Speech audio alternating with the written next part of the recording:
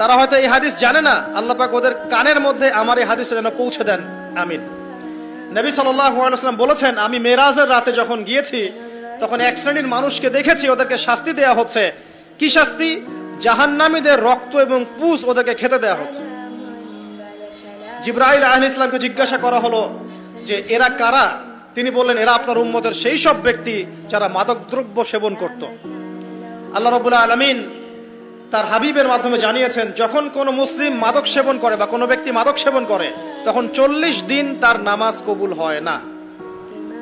এরপর যদি সে তওবা করে তাহলে আল্লাহ পাক তার তওবা কবুল করবেন ইনশাআল্লাহ। যদি সে আবারও মাদক খায় তওবা করার পর, আবার 40 দিন তার নামাজ কবুল হবে না। যদি সে আবার তওবা করে আল্লাহ পাক আবার তাকে মাফ করে দিবেন। যদি সে আবারও মাদক খায় আবার 40 দিন তার নামাজ কবুল হবে না। তারপর যদি আবার তওবা করে আবার আল্লাহ তাকে মাফ করে দিবেন। এরপরেও যদি সে আবার মাদক দ্রব্য সেবন করে, নবী সাল্লাল্লাহু আলাইহি ওয়াসাল্লাম বলছেন তাকে আল্লাহ রাব্বুল আলামিন পরকালে মৃত্যুর পরে তিনাতুল খাবাল পান করাবেন। তিনাতুল খাবাল। জিজ্ঞাসা করা হলো, ইয়া রাসূলুল্লাহ, তিনাতুল খাবাল কি জিনিস?